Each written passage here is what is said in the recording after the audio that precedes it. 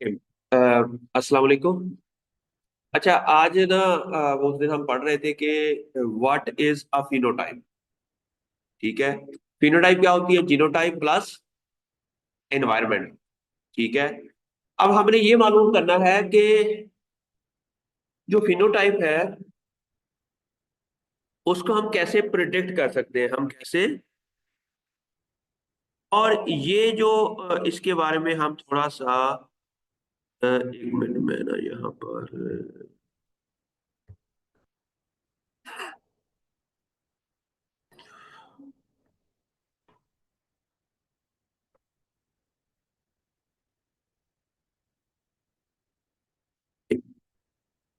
Okay.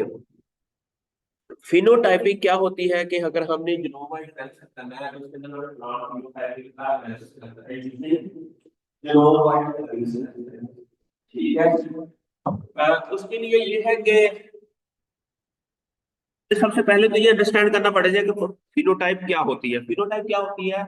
Are an essential concept in genetics representing the observation of physical physiological trait of an organism, जो हमें visually नजर आ रहा है।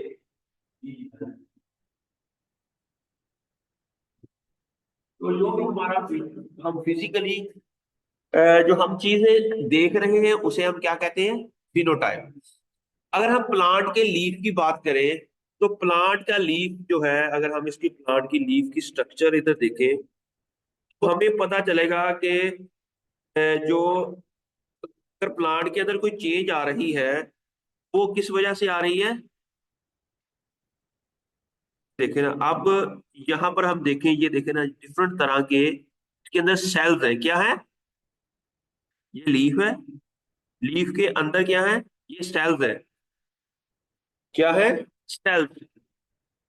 अगर हम इस इमेज को व्यू करें, you can see that there are lot of cells that are present inside the leaf. If we study the structure of the cell, what happened to the cell when there is a specific phenotype, then we can study why this phenotype is there. ठीक है। हमारी different तरह की phenotype क्यों आती है, ये अगर हम स्टडी करना है तो हमें क्या करना पड़ेगा? उसके सेल को स्टडी करना पड़ेगा। क्या करना पड़ेगा? सेल को स्टडी करना पड़ेगा। जब हम सेल की बात करते हैं तो सेल के मुताबिक सेल जो है को अगर हमें स्टडी करना है तो हमें उसकी तीन चीजों को स्टडी करना पड़ेगा। तीन चीजें कौन कौन सी हैं? उसका उसके अंदर है सबसे पहले तो हमें ये पता होना चाहिए कि इस एक हमारे पास पहले तो एक एक्सपेरिमेंट करना पड़ेगा। क्या करना पड़ेगा?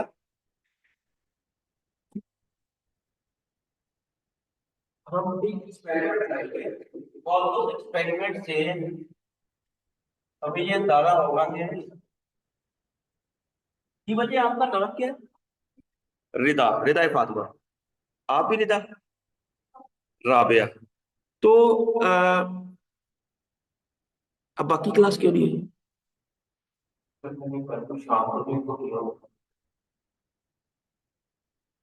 चलिए आ जाएगी, कोई नहीं।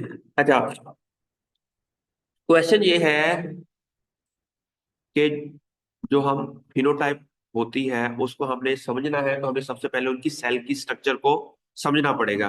पर क्या एक पहले तो हम देखते हैं कि एक जो सेल है ना, जो प्लांट है ना, वो नॉर्मल है, लेकिन उसके ऊपर कोई स्ट्रेस आया तो उसकी जो लीफ है ना वो इस तरह कर्ल हो गया। क्या हो गया? कर्लिंग होगी उसकी लीफ की। क्या हो गई? कर्लिंग होगी। अब हमें ये प्रूव करना है कि why this happen, why this leaf curling is happened. तो ठीक है, तो इस लीफ कर्लिंग को स्टडी करने के लिए हमें पहले स्टडी जाना पड़ेगा in depth into the their cells. तो क्या करेंगे कि इसके सेल्स, इसकी स्ट्रक्चर क्या है और इसके सेल्स की स्ट्रक्चर क्या है। दूसरा, सेल के अंदर जो डिफरेंट कंपोनेंट है, जिस तरह अभी हमाद ने बताया कि there are different part of the cell, उसे हम कहते हैं सेल ऑर्गेनल। क्या कहते हैं? जो सेल ऑर्गेनल्स है, जो सब सेलुलर उसे ऑर्गेनल्स कहते हैं, सब सेलुलर कंपोनेंट कहते हैं उसको। उसमें आपकी है गोल्जी बॉडीज है, सेल मेम्ब्रेन आ गई, न्यूक्लियस आ गया, फिर आपका माइटोकॉन्ड्रिया आ गया।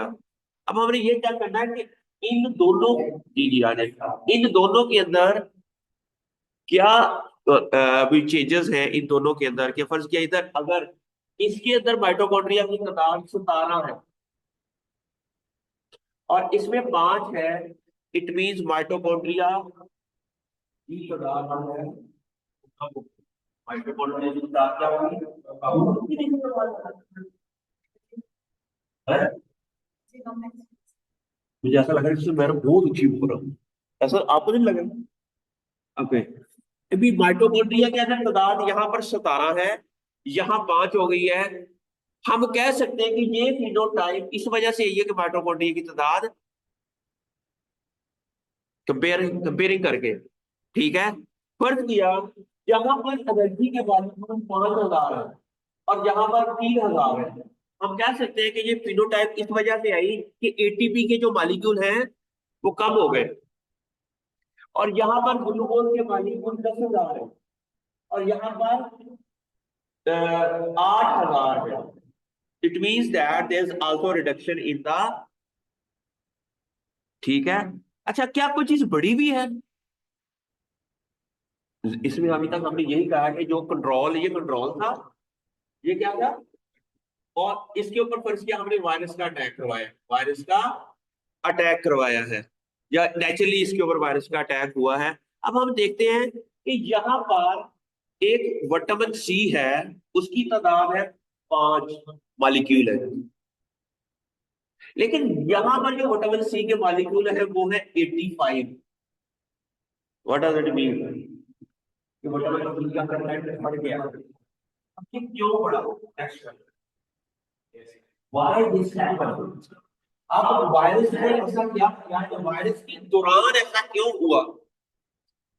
These are the questions that comes into your mind when you talk about, भी आपके पास एक डाटा आ गया, क्या आ गया? आपके पास डाटा आ गया और उस डाटे की वजह से आपको पता चला, वो उस तमशा क्या लग रहा है कि ये जो 10,000 ग्लूकोज के मॉलिक्यूल थे नॉर्मल के अंदर, ये 8,000 रह गए, ग्लूकोज कम हो गया ड्यूरिंग वायरस इन्फेक्शन। ये वायरस इन्फेक्टेड लीफ है और ये, ठीक है।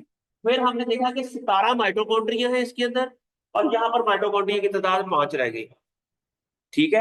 यहाँ पर 5,000 ये क्या थे, एटीपी के मॉलिक्यूल थे, ठीक है। अब ये ऐसा क्यों हुआ है? नेक्स्ट क्वेश्चन इज दैट भी हम ऐसे कंपेयर करके हम अंडरस्टैंड करते हैं कि प्लांट को हुआ क्या है। हमने दो दो इवन दो इंडिविजुअल कौन सा एक दोनों का हम डिफरेंट जो है ना सब्जेक्ट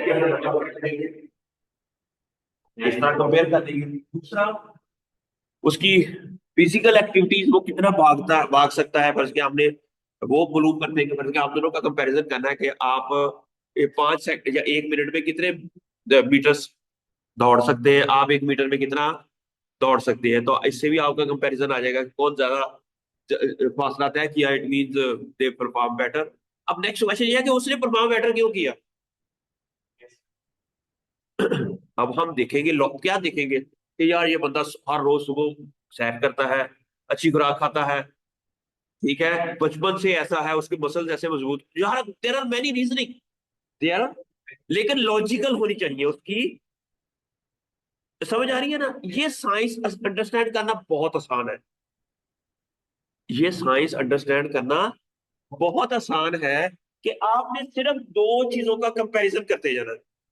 क्या करते जाना है?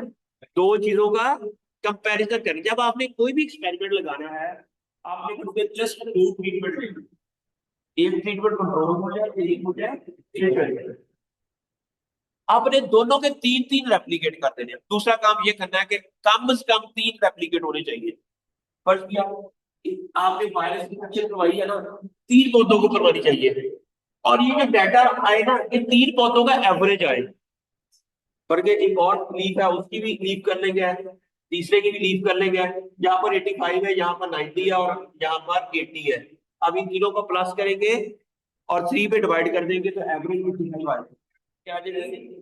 हमको डाटा एटलीस्ट 3 रेप्लिकेट का लिखा है, जिसका 3 लड़कियां इधर। अब दैट्स परफेक्ट एक्सपेरिमेंट है। अब हम क्या कर रहे हैं, लड़की का डाटा जो 2 3 है लड़के। अब एक लड़की के डाटे से हम ये नहीं कह सकते कि दे आर मोर इंटेलिजेंट, आपके हैं 100 प्लस 100, इसके हैं 70 और इसके 65। अब तीनों का एवरेज निकालें तो अराउंड 80 आ जाएगा, है ना? ऐसे आप कितने हैं ये तीनों का डिफरेंट है। तो हम जितना ज्यादा डाटा लेंगे, अगर पर्टिकुलर शॉर्ट आइडिया होगा तो ज्यादा डाटा होगा, जितना ज्यादा डाटा होगा उतना रिलायबल होगा। अगर हम 3 की बजाय 10 पौधे लें, 15 लें, एक ही ट्रीटमेंट के साथ 20 पौधे लें, इतने लेके इतना ज्यादा डाटा होगा, ज्यादा एफिशिएंसी होगी, ज्यादा अंडरस्टैंडिंग होगी और ज्यादा हमारे अंदर कॉन्फिडेंस होगा कि हमने ये काम किया है। अब नेक्स्ट क्वेश्चन ये है कि जीन एक्सप्रेशन का डाटा है क्या है कि हम actually ultimately we need to understand the difference between the these two genes. अब मैंने सेंट्रल डॉग्मा पढ़ाया था कि स्ट्रेस आता है, ट्रांसक्रिप्शन फैक्टर एक्टिवेट होते हैं, मुझे पढ़ाया था यू, ठीक है। हमने क्या कहा था कि मैंने आप लोगों को कहा था कि सेंट्रल डॉग्मा मॉलिक्यूलर बायोलॉजी है कि डेली प्लांट के ऊपर स्ट्रेसेस आते हैं। वो स्ट्रेसेस क्या करते हैं कि एक डिफरेंट प्रोटीन को एक्टिवेट करते हैं। वो प्रोटीन क्या जाती है, सेल के अंदर जाती है, वहां जाकर ये जो फिनोटाइप है स्टडिंग, ये ऑलरेडी मैंने पढ़ाया हो ना आपको। स्टडिंग फिनोटाइप जो है ना, observation character trait of organism are fundamental for understanding the biology and genetics. Studying phenotype is essential as it elucidates the relationship between genetic variations and the expression of the trait. अब एक है ये दो है, एक भी variety के word में दो एक वर्ड है। अब हमारे पास दो वैरायटी, दो, इट मींस अगर वो दोनों डिफरेंट बिहेव कर रही है वायरस के दौरान, फर्ज किया हमारे में कई तरह के बंदे होते हैं। कुछ बच्चे होते हैं जो जिसको ऊपर डिजीज, हेपेटाइटिस या कोई बीमारी जल्दी आ जाती है। कुछ ऐसे होते हैं जिनके ऊपर हीट होते हैं, नहीं आती ना। वो वजह क्या होती है कि उसकी जेनेटिक्स, उसके अंदर ऐसी जीन होते हैं जो कि उसका इम्यूनिटी को इनहांस कर देते हैं। इसी तरह ही यहाँ पर ये जो फिक्रा लिखा हुआ है, यहाँ पर ये फिक्रा लिखा हुआ है स्टडीइंग फिनोटाइप, पढ़ो तो इस फिक्रे का हमारा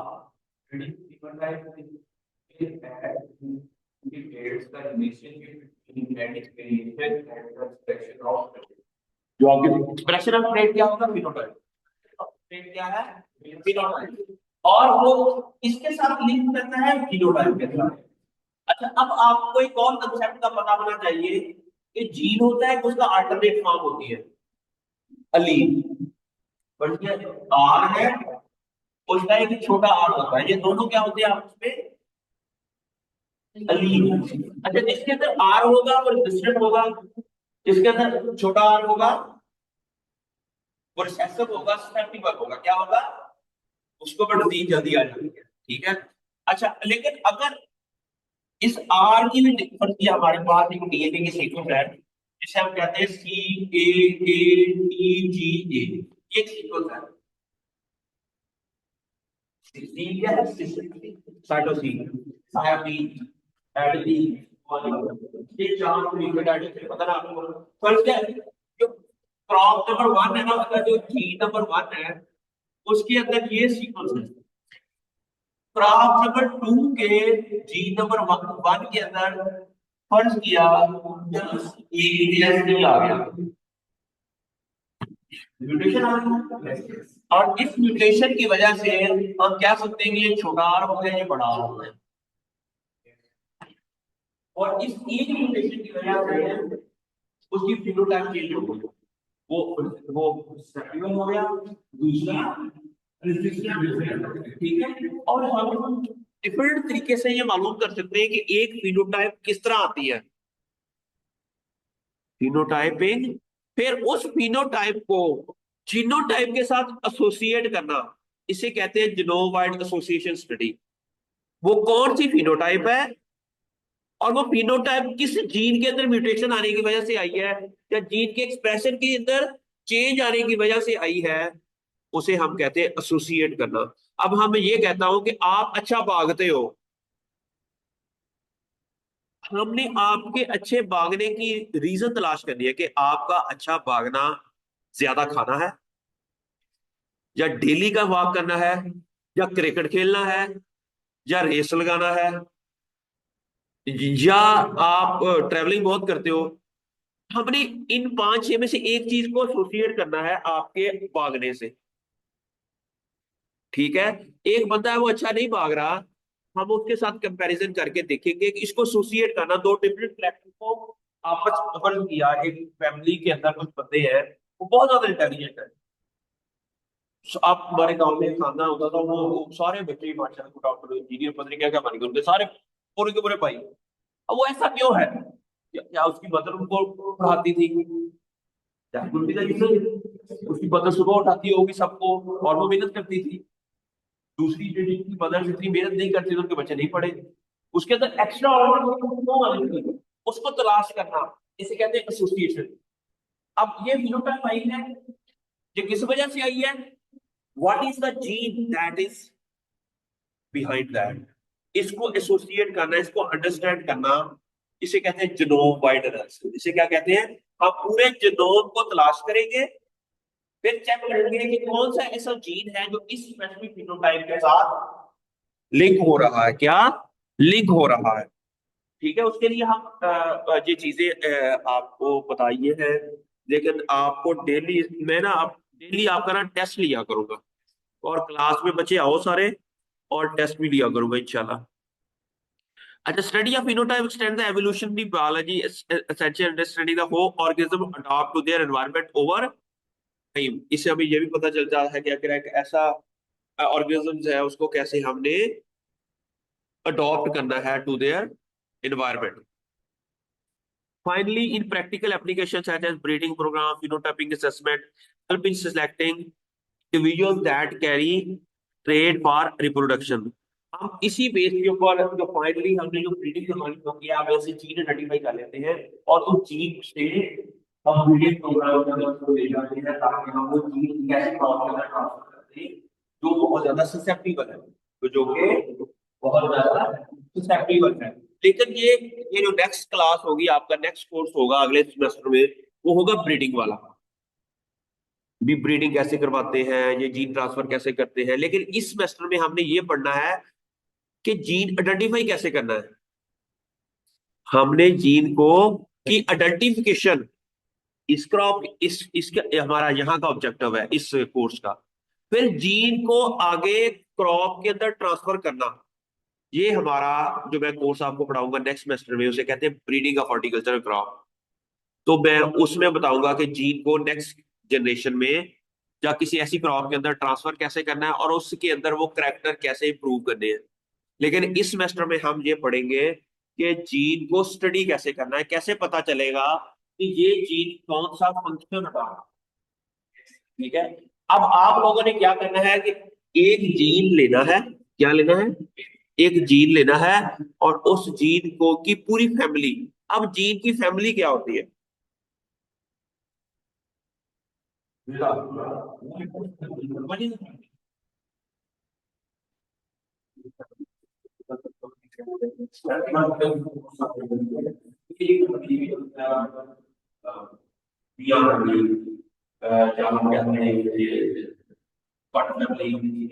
ठीक है, तो ये सारी फैमिलीज होती है। ठीक है, अब हमने ये मालूम करना है गुजर फैमिली है, क्या जीन की भी फैमिलीज होती है, इनकी कास्ट होती है? तो आंसर इज यस, यस।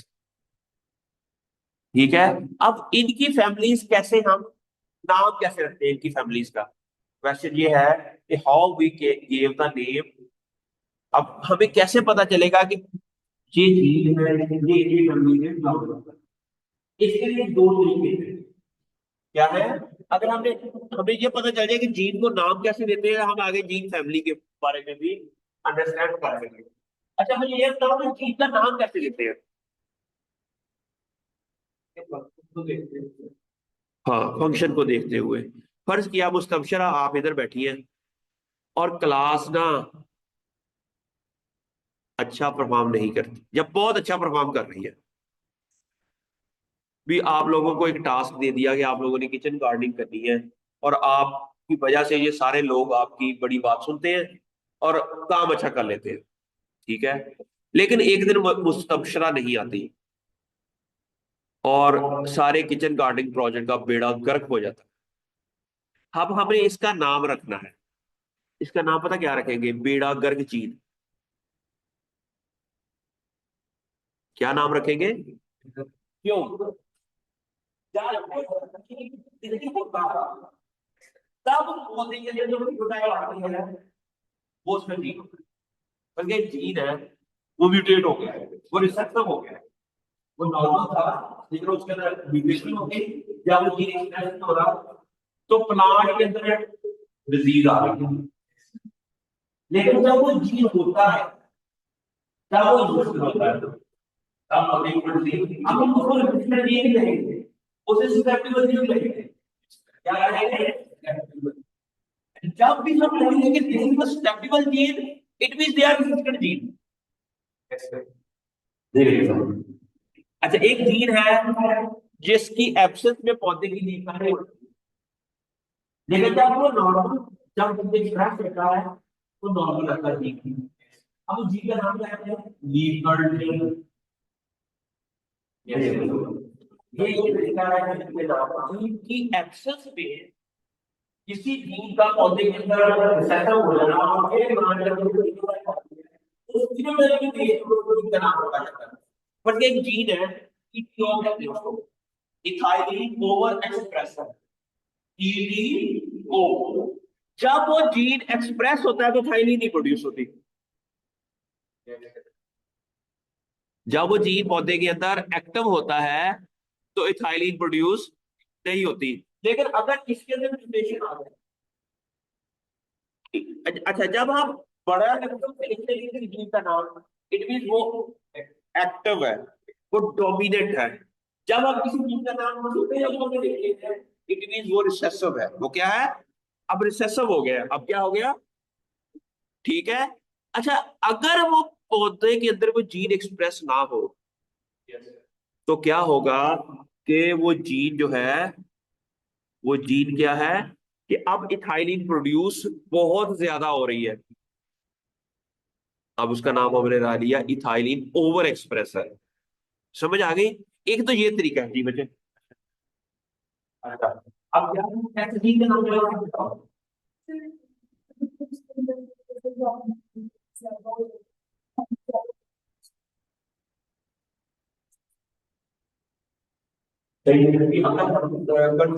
किसी जगह और कैसे उसके मुताबिक जो जब वो एब्सेंट है,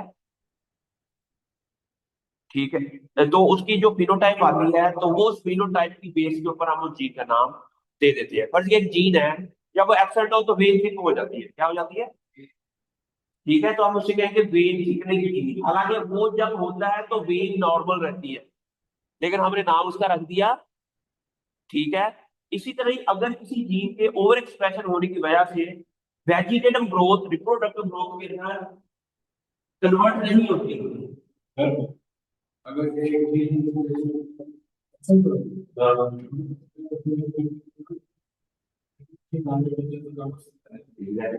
पॉसिबिलिटी कि अगर जीन पर किया हमारा, हम जहां से पानी फेंके, ये पानी जहां पर ब्लॉक कर दे तो पानी तो रास्ता लेगा, पानी उस तरफ जाएगा या उस तरफ जाएगा, वो तो आपने उसकी मंजिल तक पहुंचना ही पहुंचना है। there's a possibility कि उनको और जीन्स, जहाँ उस जीन्स के अंदर म्यूटेशन आ जाए, there's a possibility कि नए जीन्स वो उसकी जगह ले ले। ये पॉसिबिलिटी है। और इसी से मैंने एग्जैक्टली एक एक्सपेरिमेंट हमने किया था कि एक पौधे को ना हमने वायरस का अटैक करवाया। क्या किया? लेकिन वो जो आपकी कंसेप्ट है उससे थोड़ा सा डिफरेंट है कि फर्ज किया हमारा होता है उसको हमने किया वायरस का अटैक करवाया कि मेरा एक्सपेरिमेंट है। अस्सलाम वो सिर्फ केमिस्ट्री ही काम कर रहा था, उसको वायरस का अटैक हुआ है टोमेटो के ऊपर। ठीक है, फिर उस वायरस इन्फेक्टेड प्लांट को हमने ड्राउट टेस्ट दिया। क्या दिया? एक और पौधा था जिसको जस्ट डायरेक्ट ड्राउट टेस्ट दे दिया, विदाउट गिविंग।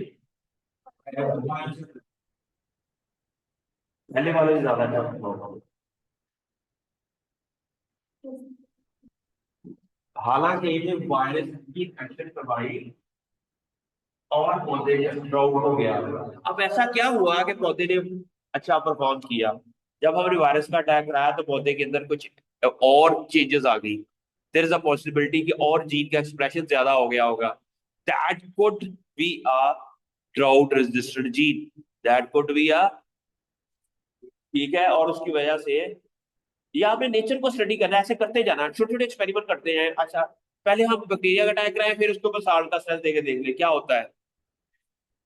ठीक है, तो ये चीजें हैं, लोगों ने ऐसे ही काम कर करके स्टडी किया है कि एक चीज की एब्सोल्यूट से क्या कंपैरिजन करके, डाटा जनरेट करके और उस डाटा को एनालाइज करके। ये सादे सादे की हॉर्टिकल्चर के एक्सपेरिमेंट है। Data science is very important. आपने डाटा जनरेट करना है, उस डाटा को एनालाइज करके उसमें से इंफॉर्मेशन निकालनी है। ये है डाटा साइंस। ये क्या है? मेरा सारा कलर बहुत होता है, पर डाटा साइंस के ऊपर काम करें, हम हॉर्टिकल्चर के डाटा को स्टडी करें, तो नॉलेज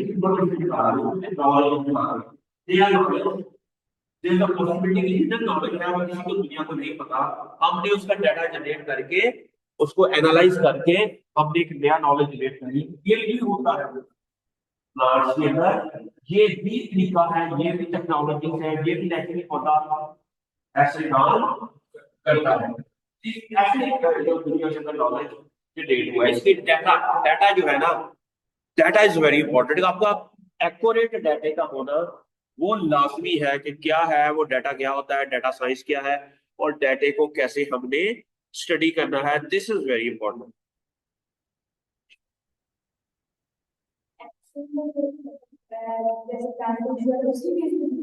हाँ ठीक है। अच्छा, अब अगर हम देखें कि इंटरनेट पे लिखें जीन नेम, जीन नेमिंग, ठीक है, क्या है? Gene nomenclature is the scientific naming of the gene. It is closely associated with protein nomenclature. Gene name should follow the gene symbols are short. अच्छा, एक और तरीका है जीन को नेम देने का। एक है डीएनए से आरएनए बनता है, इसे क्या कहते हैं? ट्रांसक्रिप्शन। आरएनए से प्रोटीन बनती है, क्या कहते हैं? ट्रांसलेशन। ट्रांसलेट, अभी ये एक और तरीका है जीन के नाम देने का। ये दोनों तरीके हैं, ये दोनों बड़े इंटरेस्टिंग हैं। दूसरा तरीका ये है कि जब प्रोटीन अगर डीएनए से आरएनए से प्रोटीन बन गई, जब प्रोटीन एक्चुअली वो जीन की है, वो उस जीन की प्रोटीन है। अच्छा, इनिशियली पढ़िए हमारे पास अमीनो एसिड है, जैसे ल्यूसीन है, आइसोल्यूसीन है, स्पार्टिक एसिड है, वेलिन है, फिर आइसोल्यूसीन आ गई, फिर ल्यूसीन आ गई, फिर परबिडीन आ गई। ये हो गए सिंपल स्ट्रक्चर। ये क्या हो गए? इसे कहते हैं प्राइमरी स्ट्रक्चर। इसे क्या कहते हैं? Primary structure of the protein. इसे क्या कहते हैं? Primary structure of the protein.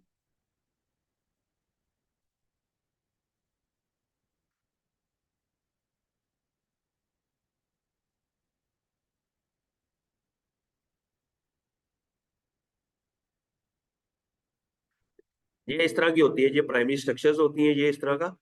ठीक है, फर्ज किया ये हमारे पास एक अच्छा, अगर हमारे पास इसको हम देखें, व्यू इमेज करें, तो ये देखें बच्चों, ये है हमारे पास, ठीक है। फिर ये डिफरेंट अमाइनो एसिड ये मिलकर क्या बनाते हैं? मोटिफ। इसको कहते हैं स्केलेटल स्ट्रक्चर।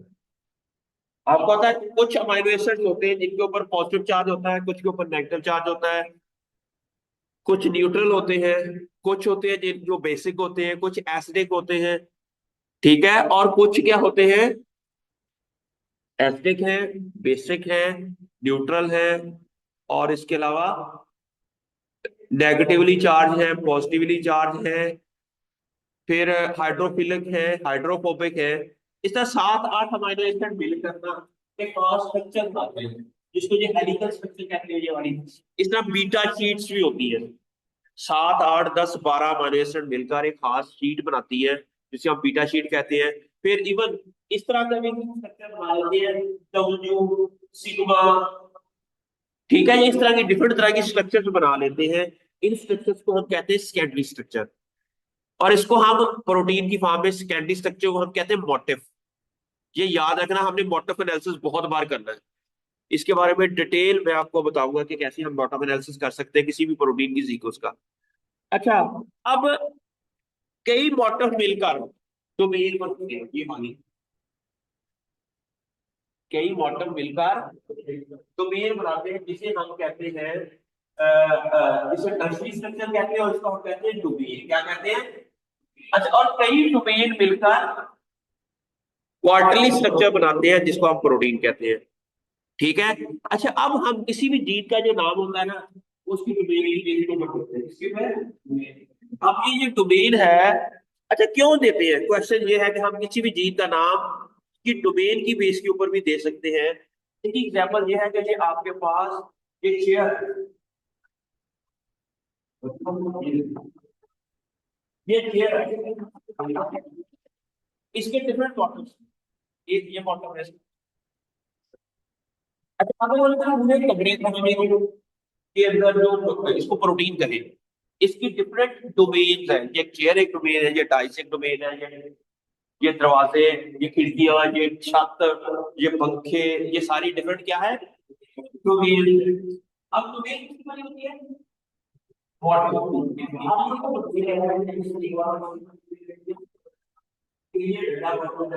ये डिफरेंट तरह के क्या है, ठीक है। लेकिन फंक्शनल पार्ट कौन सा है प्रोटीन का? डोमेन। जब तक वो डोमेन की फॉर्म पे नहीं आते, हम काम नहीं कर सकते। ये पर जब चेयर है, ये डोमेन है, ये चेयर की फॉर्म पे ही हम आ बैठे हैं, ये आर गोइंग टू फंक्शन, इसका वो काम आ रहा है, ये ना, ये जो मल्टीमीडिया यूज कर रहे हैं, देखिए ये क्या है, डोमेन है। लेकिन ये आगे किसके पुर्जों की बनी हुई है, उसे हम बॉटम कहते हैं, क्या कहते हैं? इट मीन बॉटम काम का सिर्फ अकेला नहीं है, लेकिन बॉटम जब मिलके डोमेन बनाते हैं तब ही वो काम के होते हैं। लेकिन इट डज नॉट मीन कि बॉटम इंपॉर्टेंट नहीं है, बॉटम भी इंपॉर्टेंट है, लेकिन अक्सर फंक्शनल यूनिट क्या है, वो डोमेन है। जिस तरह हमारे सेल, हमारी बॉडी का फंक्शनल यूनिट सेल है, इसी तरह जो प्रोटीन है उसका फंक्शनल यूनिट क्या है, डोमेन।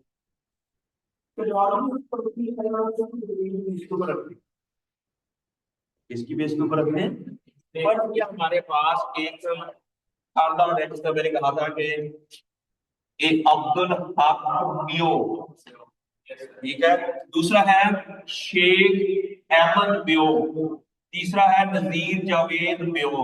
अब इन तीनों के अंदर एक चीज कॉमन है, वो है एम। एम डोमेन जो है वो अपने अंदर, हम इसको कहेंगे एम डोमेन फैमिली। क्या कहेंगे? M domain family. इसी तरह ये हमारे पास एक जीन है, पर जो उसके अंदर एक डोमेन है जिसे कहते हैं कैप। क्या है? Cap domain. क्या नाम है उस डोमेन का? अगर उसके अंदर एक कैप डोमेन है, दूसरी एक और दूसरी डोमेन है जिसको हम कहते हैं एनएलएस है, तीसरी डोमेन है ए, फिर बी, चार डोमेन है इसके अंदर। एक और चीज है जिसके अंदर शुरू में ए है, फिर सी है, फिर कैप है, फिर ए एनएलएस है। तो ठीक है ना, ये इन दोनों के अंदर दो डोमेन कॉमन है, एक कैप और एनएलएस। जो तीसरा है जिसके अंदर शुरू में कैप है और बाकी बी है डोमेन। अब इन तीनों में एक ही चीज कॉमन है, कैप हो जाएगी। अब हम उसको क्या कहते हैं? Cap gene family. क्या? Cap gene family. अब हम इसका नाम क्या देंगे? इसका नाम क्या देंगे? हम इसको कहेंगे फर्स्ट यार, हम इसका नाम रख देंगे कैप जीन। इसको क्या कहेंगे? इसका नाम पढ़ के ये आया है चिली में से, इसका नाम रख देंगे CA कैप 1। पहले का नाम क्या रख देंगे? CA cap 1। इसका नाम रख देंगे CA कैप 2। इसका नाम रख देंगे CA कैप 3। क्योंकि ये सारी सेम फैमिली को बिलोंग करते हैं। ठीक है, अब हमें ये मालूम करना हो कि एक जीनोम के अंदर, एक जीनोम के अंदर कैप वाली कितने जीन है, कैप वाले कितने जीन हैं। तो हम पहले हम इस कैप की सीक्वेंस को अलग करेंगे, उसी प्रोटीन की सीक्वेंस से हम कैप की सीक्वेंस को अलग करेंगे, उसको भी अगर हम करना है तो प्रोटीन की जो और प्रोटीन कहते हैं जिसके अंदर कैप प्रोटीन है, हम कहेंगे कि इसके अंदर 30 ऐसे जीन हैं जो कैप जीन फैमिली को बिलोंग करते हैं, कैप जीन फैमिली को belong। हम किसी स्पेसिफिक स्पीशीज में, यही आपका काम है, आपने क्या करना है कि एक जीन लेना है, उसकी पहले तो आपने सबसे पहले क्या करना है कि आपने उसकी डोमेन लेनी है। उसके अंदर चार कौन सी डोमेन है, जब कौन सी एक डोमेन जिसकी वजह से वो जीन का मेन कंपोनेंट है, फिर उस डोमेन को आपने पूरे जीनोम में से तलाश करना है, पूरे जीनोम में से तलाश करना है, उसको कहते हैं ब्लास्ट। इसलिए तो आप लोग यूज करते और पूरे के पूरे जीनोम में से उसको आप तलाश कर लोगे। ठीक है, जिस तरह ये अभी हम बात को मैंने एक टॉपिक दिया है जिसके अंदर कैप डोमेन आती है। ठीक है, अब कैप डोमेन को हमने फाइंड आउट कैसे करना है, और आपने अच्छा, अब नेक्स्ट क्वेश्चन ये है कि वो कैप डोमेन वाला जीन आइडेंटिफाई कैसे करना है, हमें कैसे पता चलेगा। ठीक है, मैं अभी आपको बता देता हूँ कि आपने जाना है सबसे पहले यूनिप्रोट में। कहा कहा जाना है आपने ना, आज मुझे आपने टॉपिक फाइनल, आपने टॉपिक कैसे फाइनल करने वो बाद में बताता हूँ, कि आपने देखो इंटरनेट पे लिखना है जीनोम बाय कैप इन अरेबिडोप्सिस पहले आता है। अगर तो ये पेपर ऑलरेडी हुआ तो फिर वो आप नहीं लेंगे। ठीक है, अगर आपने देखा कि जीनोम वाइड कैप जीन या कैप जीन को नॉर्मली PR1 जीन कहा जाता है, PR1 जीन कहा जाता है, हम लिखेंगे, फर्ज किया गूगल स्कॉलर में गए, गूगल में गए हम, और यहाँ जाकर आपने क्या किया कि गूगल स्कॉलर में जाके यहाँ पर लिख लिया जीनोम वाइड, ये PR1 gene in चिकवी, PR1 gene in, अच्छा ये देखिए यहाँ पर लेग्यूम्स के अंदर है लेकिन चिकपी के अंदर नहीं है। ठीक है, अगर हम देख लेंगे इधर क्यूकम्बर में है ये काम, PR1 जीन इन क्यूकम्बर देखो तो है, expression analysis are defence related genes in cucumber against, अच्छा फैमिलीज ऑफ पैथोजन से रिलेटेड देयर एक्टिविटीज। अच्छा, अब यहाँ पर देखते हैं कि क्या ये इस पेपर के अंदर इन्होंने कुछ दिया तो नहीं हुआ, गंबर के अंदर आप ये कह रहे हैं कि हम इसके मटेरियल मेथड में जाएं।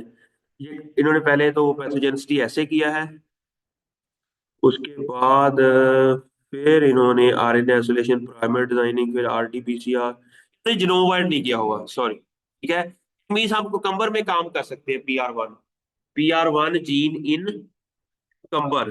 ठीक है, समझ आ गई। तो अब हमने ये अच्छा, अब नेक्स्ट इसका फंक्शन क्या है, इसके ऊपर मैं लेक्चर दूंगा। ठीक है, लेकिन अभी मैं ये आपने ऐसे पहले तो अपनी, अच्छा अब आपने क्रॉप कैसे सिलेक्ट करनी है, आपने फाइटोसोम में जाना है कहाँ, अभी तक हमने क्या पढ़ा, पहले पहले तो वो रिवाइज कर ले, सॉरी आप।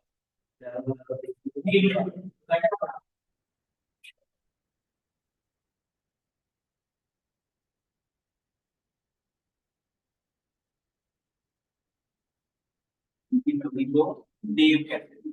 ठीक है, जीन फैमिली नेम कैसे देते हैं बच्चे, उसकी डोमेन की बेस के ऊपर, जो भी उसकी डोमेन होगी उस बेस के हम उसको नाम दे देंगे, या उसकी फिनोटाइप जो आएगी उसकी एब्सेंस में वो। अच्छा ठीक है, अब एक जीन का नाम हम ये, अब दो तरीके से, ये इसको हम कैप बेस पे भी दे सकते हैं क्या वो जो फिनोटाइप है वो दिया जाता है, ठीक है। पैथोजेनेसिस रिलेटेड वन, ठीक हो गया। अब ये दो तरीके से उसका नाम दे दिया गया है। इसी तरह ही हम ना इसका नाम डिफरेंट तरीके से दे देते हैं। समझ आ रही है बच्चों? अच्छा, फर्ज किया इसी तरह एक और जीन है, जिस तरह ईटीओ मैंने कहा है। ईटीओ को नाम दिया गया है इथाइलिन ओवर एक्सप्रेसर, लेकिन उसके अंदर अगर आप डोमेन देखिए तो वो कोई और है। उसको डोमेन की बेस के ऊपर भी नाम दिया जा सकता है और उनको उसके फंक्शन की बेस के ऊपर। फर्ज किया एक और जीन है, ईटीओ जितना हमने रखा, एक और जीन है, उसके अंदर म्यूटेशन आ रहा है, उसके बाद भी फाइलिंग ओवर एक्सप्रेशन शुरू हो जाएगी। कैसे हो सकता है? फर्ज किया हमने क्या किया है, चाय बनानी है, हमें हीट की भी जरूरत है, हमें मिल्क की भी जरूरत है, हमें दूध की भी जरूरत है, हमें पत्ती की भी जरूरत है। इनको भी कुछ भी एक चीज किसी को अब कहेंगे आप चाय नहीं बनाएंगे। अब हम तो चीज का नाम है वाले चाय नाम लाने वाला नहीं है। हालांकि वो चाय बनाने वाला नहीं है, लेकिन पत्ती को भी हम ये क्या कहेंगे, चाय नाम बनाने वाला नहीं। मिल्क को क्या कहेंगे, चाय नाम बनाने वाला। अगर मिल्क मिसिंग है उसको भी हम नाम कोई दे सकते हैं ना। अब लोग उसे भी है चाय नाम दे।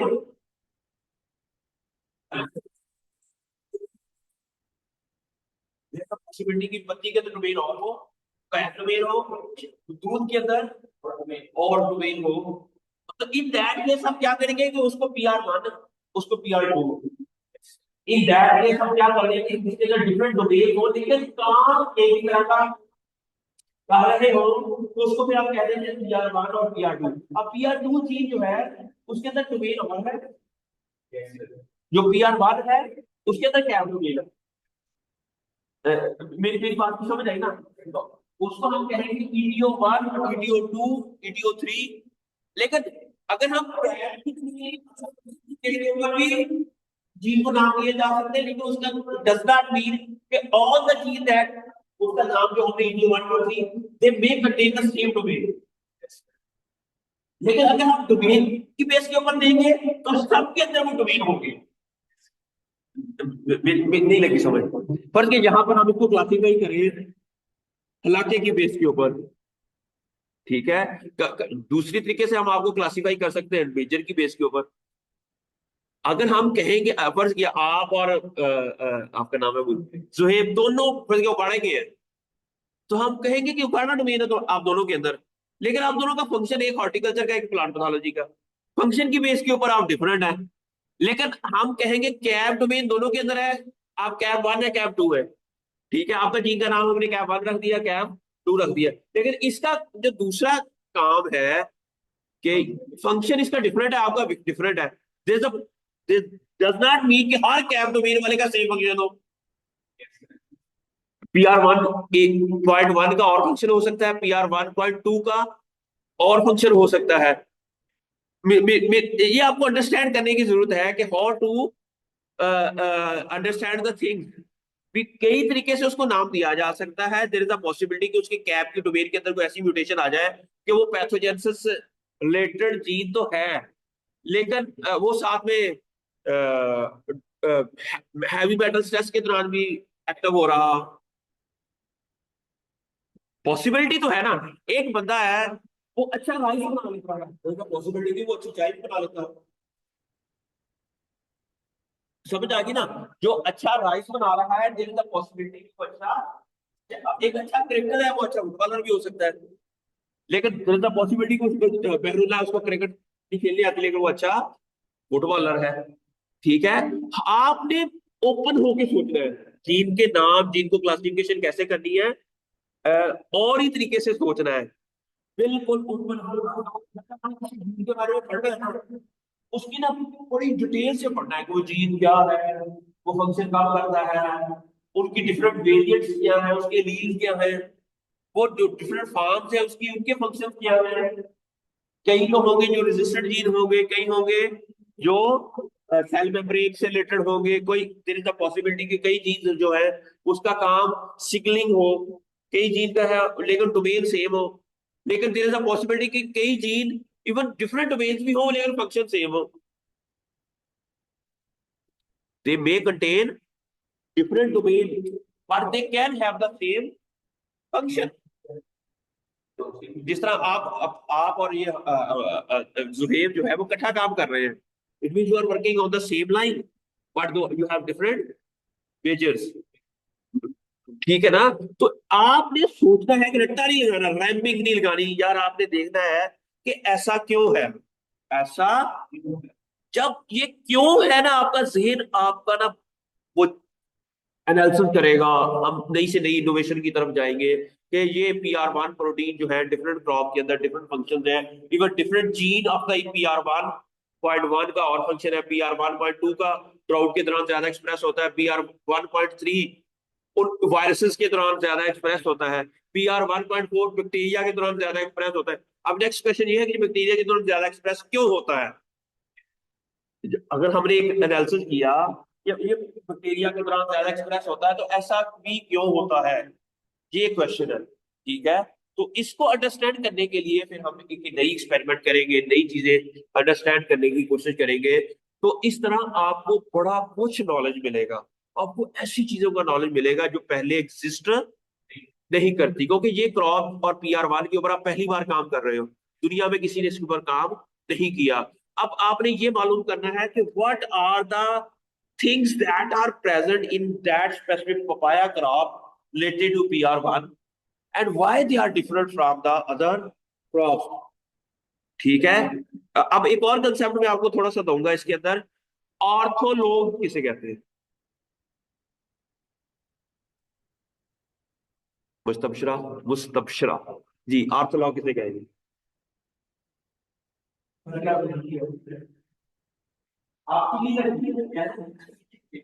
ठीक है। आपसे पीछे चीनी कब हुआ था? ठीक है, वो चीनी नहीं था, बस क्या मतलब, और वो चीनी नहीं था। और उस पेरेंट से जो चीनी बन गया, यहाँ पर एक चीनी है और टोमेटो है। ठीक है। अब इन दोनों का एक कोई अब्बा था, एंसेस्टर था, और उसके अंदर मुस्तबशरा जीन था। अब वो जीन कॉपी हुआ, मुस्तबशरा जीन, इसको हम कहेंगे सॉलिडल लाइकोबैक्टीरियम MG1। इसको कहेंगे चीनी के अंदर आ गया CA-MG1। अब ये दोनों जीन इनकी डिसेंडेंट में आ गए हैं, ये डिसेंडेंट है दोनों, ये इसका इंसेस्टर है। इंसेस्टर में कॉपी हुआ जीन, तो डिफरेंट क्रॉप के अंदर चला गया, सेम जीन था लेकिन कॉपी होके डिफरेंट क्रॉप के अंदर चला गया। वो जीन जो कॉमन इंसेस्टर से ड्राइव होते हैं वो दोनों डिफरेंट ऑर्गेनिज्म के अंदर हो, तो उसको हम कहते हैं ऑर्थोलॉग। उसको क्या कहते हैं, नहीं लगी समझ, समझ आ गई भी। अब आप लोग दोनों फर्ज किया एक ही मेजर के अंदर, एक ही सेक्शन के अंदर थे, लेकिन अब आप डिफरेंट मेजर्स में चले गए हो, अब आप ऑर्थोलॉग थे। मेरी बात की समझ आई ना। अगर कोई डिफरेंट सेक्शन में था तो फिर हम ऑर्थोलॉग नहीं होंगे। ठीक है, आप एक ही सेक्शन में थे, कॉपी हो गए और आगे चले गए। ठीक है ना। अच्छा, इसे कहते हैं ऑर्थोलॉग। अच्छा, जो पैरालॉग क्या होगा कि आप हॉर्टिकल्चर में आए, आपकी एक कॉपी बनी, चिली के अंदर आए, चिली के अंदर ही आपकी एक कॉपी बनी, और आप एक और क्रोमोसोम पे चले गए, क्रोमोसोम नंबर 3 पे आपका जीन कॉपी होके चला गया। अब दोनों का फंक्शन, उसके अंदर थोड़ी बहुत वेरिएशन आ गई, जो क्रोमोसोम नंबर 1 से 3 पे गया, लेकिन थोड़ी बहुत वेरिएशन आ गई। अब आप दोनों क्या होंगे, पैरालॉग। अगर फर्स्ट एक जीन है और उसी क्रॉप के अंदर चिली के अंदर ही एक और जीन है, जो दोनों आपकी स्ट्रक्चर सेम है, थोड़ी बहुत वेरिएशन तब से हम कहेंगे पैरालॉग। लेकिन अगर दो जीन है डिफरेंट क्रॉप के अंदर है, they also have the same function and they may evolve from the common ancestor, उसको हम कहेंगे ऑर्थोलॉग। ठीक है। अब आपने इस जीन पैटर्न के ऊपर काम करना है, आपको हिस्ट्री की स्टडी करनी है। ये मैं आपको बताऊंगा कि आप कैसे उसकी एवोल्यूशनरी वो जीन कब उसका उसका एंसेस्टर कौन सा हो सकता है, वो कब पहली बार उसकी कॉपी हुई होगी, और कितने सौ साल या कितने मिलियन ईयर अगो वो वो जीन बना होगा, वो चिली तक पहुंचते पहुंचते उसके अंदर क्या वेरिएशन आई होंगी। इसलिए हम उसको कंपैरिजन एनालिसिस करते हैं उस जीन का, जीन फैमिली मेंबर्स का with other crop as well, so that we can better understand the evolutionary pattern of that gene. अगर कोई जीन है उसका ऑर्थोलॉग हमें रेपिडोप्सिस में मिलता है, तो it means that the both gene can have the same function because they evolved from the same ancestor, they might have the same function उन दोनों का। आप फर्ज किया एक बंदे, आप दोनों कैम्ब्रिज यूनिवर्सिटी में प्लांट साइंसेस डिपार्टमेंट के अंदर काम करते थे, बड़ा अच्छा परफॉर्म करते थे, आप यूनिवर्सिटी ऑफ एग्रीकल्चर फैसलाबाद में प्रोफेसर हो गए, ये पंजाब यूनिवर्सिटी में प्रोफेसर हो गया, लेकिन हम कह सकते हैं कि ये दोनों का रिसर्च मिलती जुलती है। तो इन दोनों का अगर ये काम इधर अच्छा परफॉर्म करेगा तो आप वहां भी अच्छा परफॉर्म करोगे, और आपका जो काम होगा और इसका काम होगा, हम आपके हमें आपके फंक्शन सारे पता है लेकिन इसका नहीं पता, हम आपके फंक्शन की बेस के ऊपर इसके फंक्शन प्रिडिक्ट कर सकते हैं कि ये भी वैसा ही काम कर रहा होगा उस क्रॉप के अंदर, क्योंकि अभी तक हमने एनालिसिस ही नहीं किया पपाया के अंदर एसीएस अभी ये PR1 जीन का। अब हमने आपका ऑर्थोलॉग देखा दूसरी क्रॉप के अंदर, और वो ऑलरेडी कैरेक्टराइज हुआ हुआ है, वो जीन ऑलरेडी, हम आप कहेंगे कि इसके जीन का फंक्शन भी सेम हो सकता है। हमने ऑर्थोलॉग भी आइडेंटिफाई करने हैं, हमने हर जीन, पहले तो जीन हमने डोमेन लेनी है, सबसे पहला काम क्या करना है, हमने डोमेन लेनी है, उसको फिर जीनोम में यूज करके 25 जीन, अब हमने और हर 25 जीन के उसके दूसरी क्रॉप के अंदर ऑर्थोलॉग भी मालूम करने हैं, उसकी एवोल्यूशनरी हिस्ट्री भी मालूम करनी है, ये आज इस क्रॉप के अंदर ये जीन आया है, ये कहां से आया होगा, इसके कजन्स क्या हैं, इसके चाचे मामे ताए कौन से हैं, भी, और इसकी आगे नस्ल कैसे बनी। ये सारी हम नॉर्मली हम किसी का शादी करनी हो तो पहले हम देखते हैं ना सारा कुछ, शजरा नस्ब देखते हैं उसका, ਉਹ ਕੁੜੀ ਕਿੱਦਾਂ ਦੀ ਆ, ਉਹਦੀ ਮਾਂ ਕਿੱਦਾਂ ਦੀ ਆ, ਉਹਦੀ ਦਾਦੀ ਕਿੱਦਾਂ ਦੀ ਆ, ਤੇ ਉਹਨਾਂ ਦਾ ਖਾਨਦਾਨ ਕਿੱਦਾਂ ਦਾ, ਸਮਝੋ ਅਸੀਂ ਰਿਸ਼ਤੇ ਕਰਾਉਣੇ ਆ ਚੀਜ਼ ਦੇ, हमने जीन के रिश्ते करवाने हैं। दूसरा के रिश्ते का मतलब यह है कि आपने जीन को कैरेक्टराइज करना है कि ये हमारे काम का, हम इसको अपना जवाई बना सकते हैं कि नहीं, इस क्रॉप के अंदर इसको ट्रांसफर कर सकते हैं या नहीं, ये हमने चेक करना है कि अगर तो वो अच्छा जीन होगा तो उसको हम फर्दर जवाई या बहनोई बना लांगे, नहीं तो ਉਹਨੂੰ ਕਵਾਂਗੇ तेरा कोई काम नहीं, जा तू, ठीक है, तेनू कहते हैं ना, है इबादत कर लेंगे भी तेरी शादी ना किसी झगड़ा ची होगी है, ठीक हो गया, समझ आ गई आपको। हमने जीन की शादियां करवानी है, जीन की, लेकिन ये शादी से पहले हम लोग जीन का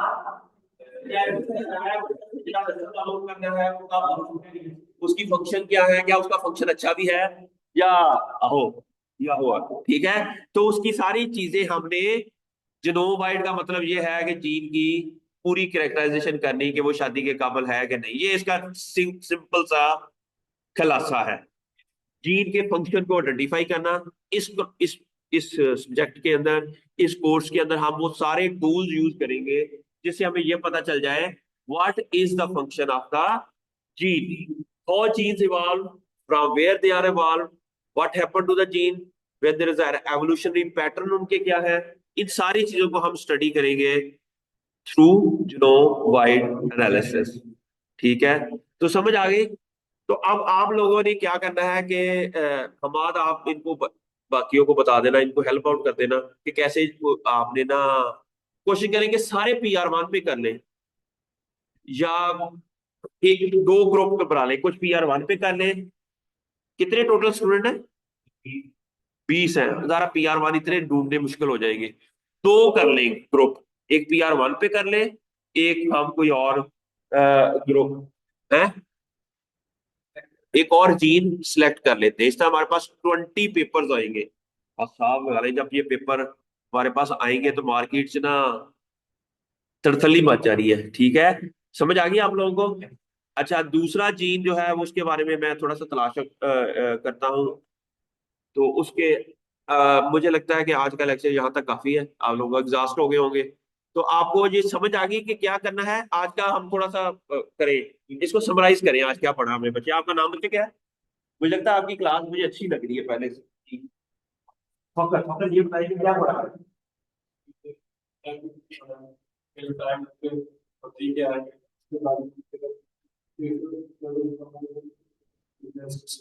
करना है जैसे कि बाजार में का पता होना चाहिए जैसे हम लोग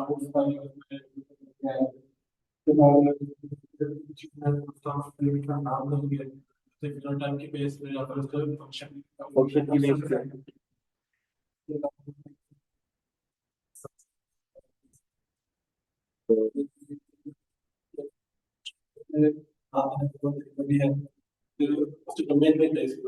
ग्रेट।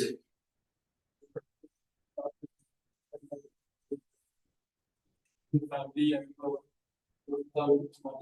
क्या नाम देना है और उसी की फैमिली बेस पर मुझे नाम एक्सीलेंट जी। मुझे आप बताएं इससे उसके अलावा हमने क्या पढ़ा? ये जो इसने पढ़ाया है इसके अलावा क्या पढ़ा? आप क्या करते हैं? टॉप को कैसे, टॉप को कैसे जल्दी करें? हाँ, गूगल में जाके।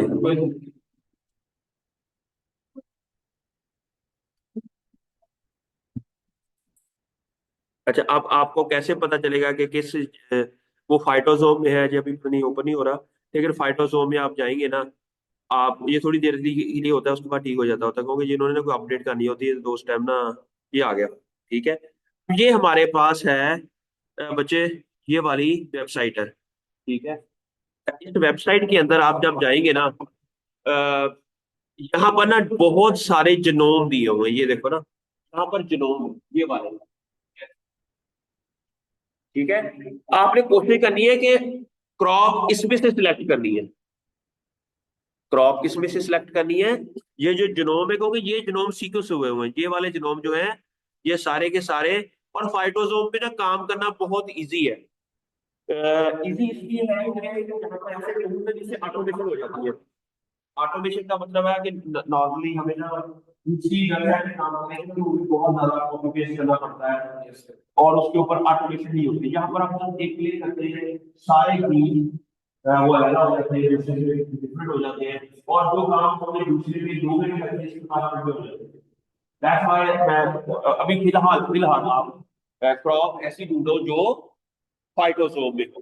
ठीक है, और दूसरा दूसरा ये है, फर्ज किया हमारे पास ये मिला फरासी का रैपा। ठीक है, ये वाला मिला है, और इसको आपने क्या करना है, इसको ना कॉपी करके फिर आपने गूगल स्कॉलर में जाके हमें इसका मालूम कर लेना है कि NPR 1 इन बरासी का रैपा पेपर आया हुआ कि नहीं। तो ये कह रहे हैं कि NPR 1 आया है, लेकिन NPR 1 और है, चीन। ठीक है, comparative and transcript of defence acquisition Brassica rapa by synchronization metabolism with PR 1 expression. मुझे लगता है ये भी जिनोम वाइड नहीं है, जो ब्रासी का रैपा ये आया हुआ नीचे पेपर एक। ये वाला कौन सा है?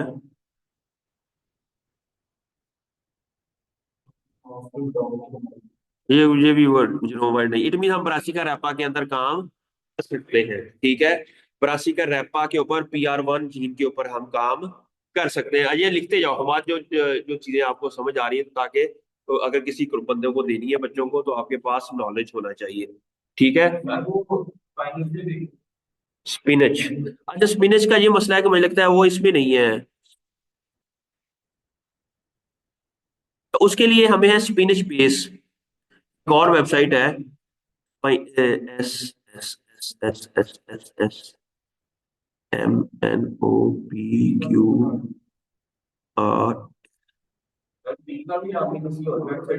हाँ, लेकिन दूसरों पे भी मैं आपको सिखा दूंगा कि वो उसके थोड़ा सा डिफरेंस है। लेकिन ये है कि आपको साथ साथ में उन्होंने दूसरों पे काम करना है, वो उसको फिर मेरे पास आगे ज्यादा बैठना पड़ेगा ना। लेकिन ये है कि मैं आपको सिखा दूंगा।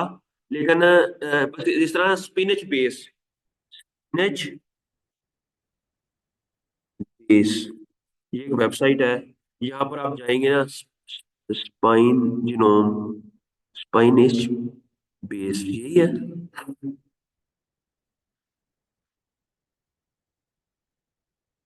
ये देखना, ये स्पिनिच बेस है, ठीक है। यहां से आपको जिनोम लेना पड़ेगा, स्पाइनेसिया ओलरेसिया का। स्पाइनेसिया, इसका जिनोम जो है ये पड़ा है, ठीक है। भी आपको, और इधर ही ब्लास्ट भी होगा इसका, में है।